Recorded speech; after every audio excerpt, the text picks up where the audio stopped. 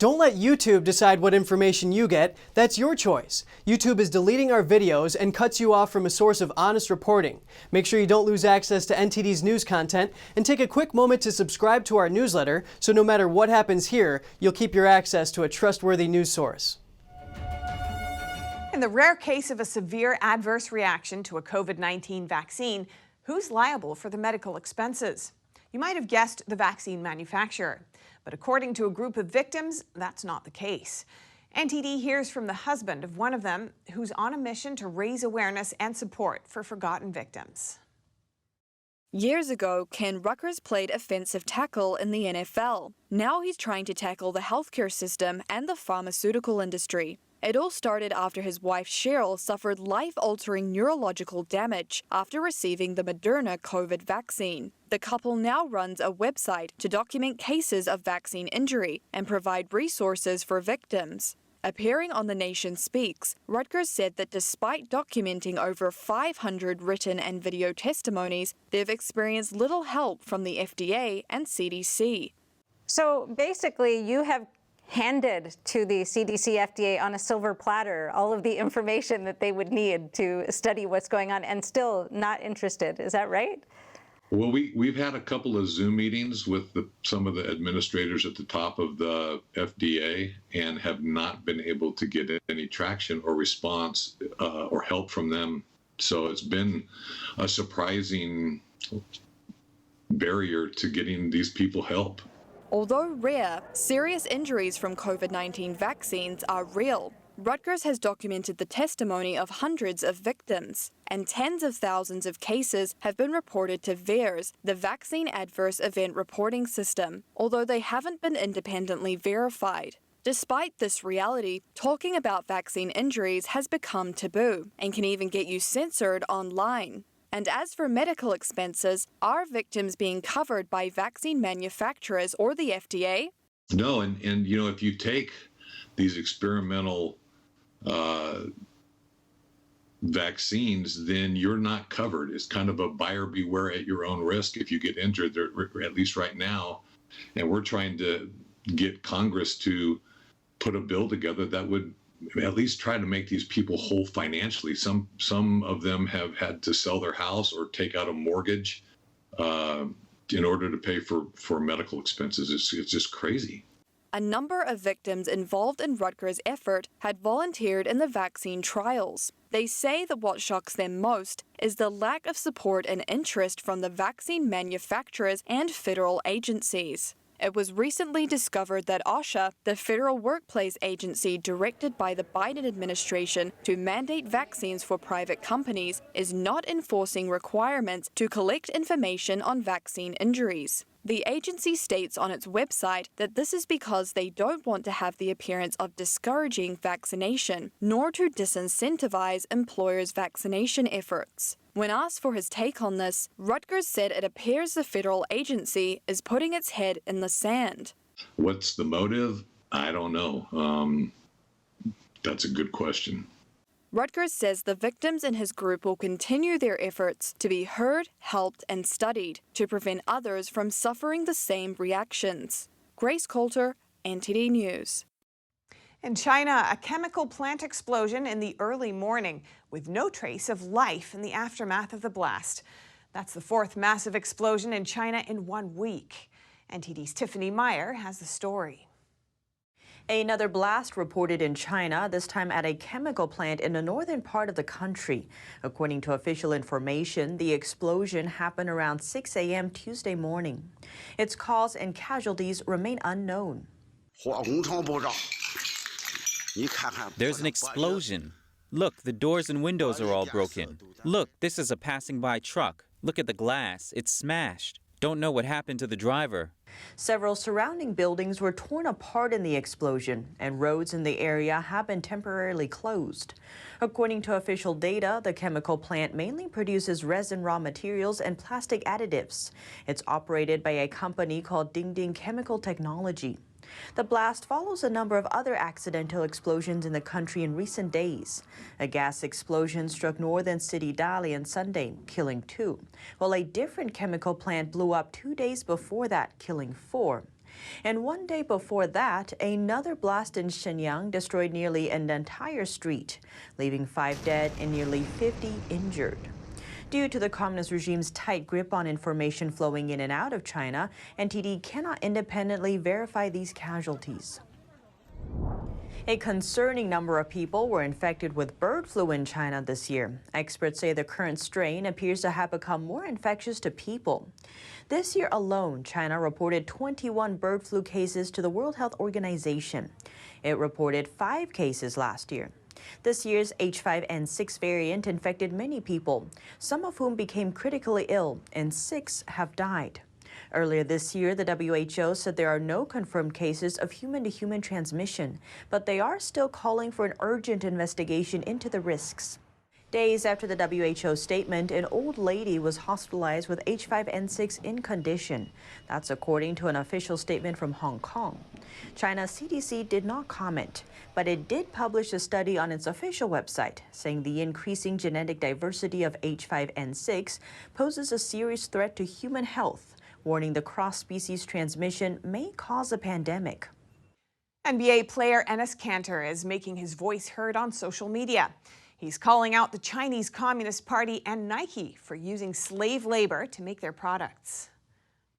The Boston Celtics player usually takes shots on the court. Now he is firing them at the Chinese Communist Party by posting videos on his personal Twitter account. The Communist Party of China, I'm calling you out right now in front of the whole world. Close down the slave labor camps and free the Uyghur people.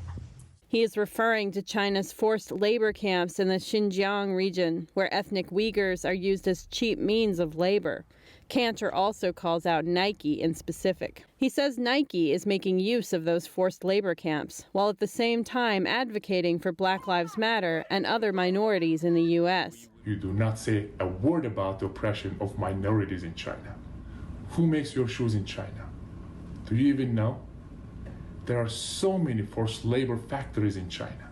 Of course, his statements sparked backlash in China. Chinese social media users were outraged and demanded apologies after Kanter advocated for a free Tibet last week. But Kanter says people in power have to speak up. Your silence and your inaction is complicit. And a panel of former U.S. Air Force officers is opening up about what they claim was alien interference. They say it happened during nuclear testing amid the Cold War. In one case, an Air Force chief claimed to have captured a UFO firing beams at a missile. Let's take a look. A former U.S. Air Force photographer, Robert Jacobs, is recounting what he dubs a UFO sighting. He believes it interfered with American nuclear tests in the 1960s. Is real, and has happened, and has been happening. I was part of a U.S. Air Force cover-up for 17 years. He gave the testimony at a press conference last week titled Nuclear Weapons and the Unidentified Aerial Phenomenon. It was held at the National Press Club in Washington, D.C. On September 14, 1964, Jacobs led a team at Vandenberg Air Force Base, California, tasked with making high-resolution films of missile launches. Back in those days, 1963, 64, many of the missiles blew up on the pad. And the engineers at Boeing and Douglas and other outfits were building these missiles needed to know what was happening. He claims that in one video, a saucer-shaped craft flew across the Pacific Ocean in about 8,000 miles per hour. It then passed over the warhead, circled it, and fired 4 beams of light at it. According to Jacobs, his superior, Major Florent J. Mansman, later warned him to never say that again. Jacobs also recalled 2 CIA members being present at their meeting. 17 years later, he even received threats and ominous phone calls after disclosing the story. A panel of former U.S. Air Force officers also joined the press conference, led by retired U.S. Air Force Captain Robert Salas. They reported on similar incidents where aliens allegedly tampered with nuclear missile tests during the Cold War. The officers are now calling on Congress to investigate and hold public hearings into reports that UFOs have disabled nuclear weapons. In June, the U.S. Department of Defense released a preliminary assessment on unidentified aerial phenomena. The unclassified report published more than 140 encounters with UFOs, but failed to conclude whether the phenomena came from extraterrestrial beings. 40 San Francisco police officers are on leave because they were not vaccinated by the city's deadline. NTD's Eileen Ang hears more from the president of the Police Association. The city of San Francisco put 40 police officers on leave because they did not get the COVID-19 vaccine. The Department of Public Health issued a health order requiring all city employees to be vaccinated by October 13th. According to Tony Montoya, president of the San Francisco Police Officers Association, there are 41 unvaccinated officers on paid administrative leave. Right now, the department is going through kind of an administrative hearing right now to make a determination of whether or not those members will be put on unpaid leave status after 30 days. Another 40 are on disability or family and medical leave, and they have yet to report on their vaccination status. Montoya said the department had to restructure during the last month to compensate those on paid leave.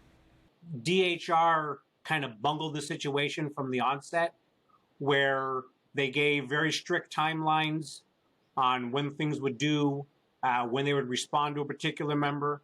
My members followed those guidelines, whether it was submitting an application, requesting an exemption.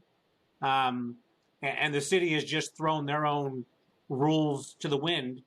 And it's just really made my members distrustful. It completely lacks transparency. And the members are like, what rules am I supposed to follow? Because it's really unclear what the rules are at this stage. They are requesting the city to rethink their position and present other options other than vaccination. That's a personal choice. But for the department to just have that kind of hard line, it really doesn't show collaboration between the union and the city. They've just taken this one-size-fits-all approach. And, it'll be up to individual members whether or not they want to seek any type of injunctive relief through the legal system. Montoya said the department is already short 400 officers, and this mandate is adding to their deficit. Some of the police on leave are eligible for retirement. Some are considering employment elsewhere. As of October 5th, San Francisco has 2,117 sworn police officers. Eileen Ang, NTD News, California.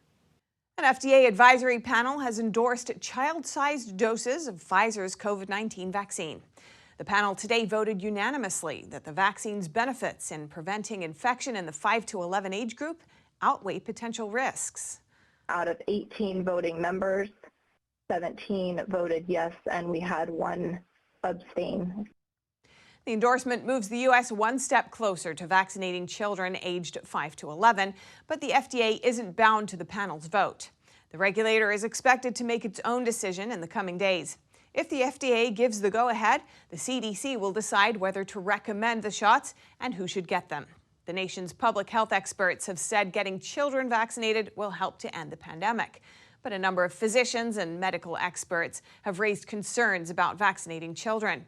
They say since kids are at extremely low risk for severe illness from the CCP virus, giving them a vaccine with unknown long-term side effects is not worth the risk.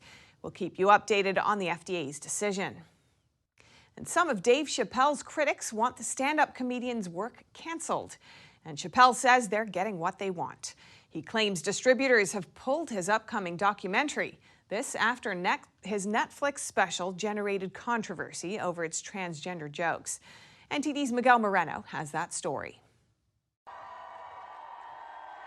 Stand-up comedian Dave Chappelle says the backlash hasn't ended. Shortly after Netflix streamed the comedian's special, The Closer, critics from the LGBT community called on the company to remove it. Netflix has held the line, but in this video posted by Chappelle on Instagram, the comedian says others have flipped on his upcoming documentary. This film that I made was invited to every film festival in the United States, and some of those invitations I accepted. And when this controversy came out about The Closer, they began disinviting me from these film festivals. Chappelle went on to say that no film festival or movie company will touch his film, but he thanked Netflix for letting his special stay on their platform. LGBT supporters have said The Closer hurts their cause.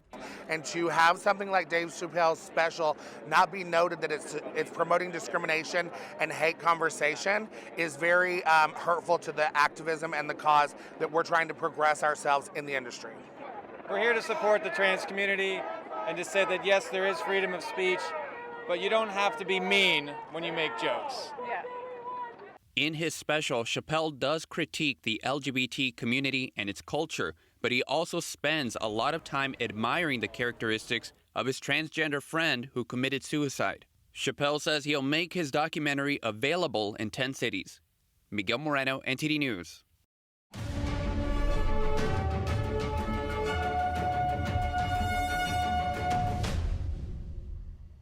Thanks for watching us on YouTube. Don't forget to catch all of our programs on TV.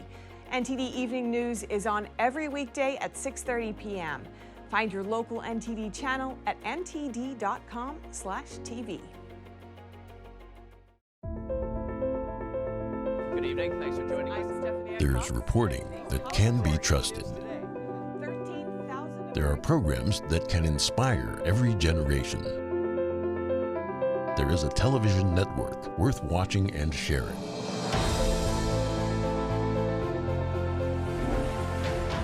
Our commitment is to bring you the facts and to show you the world. We won't be divided by politics, and we won't be swayed by the dollar. We believe in the strength of our nation and the hope in our shared humanity. We are NTD Television, and we are proud to bring you news you can trust and programs that make you smile. NTD Television, news you can trust.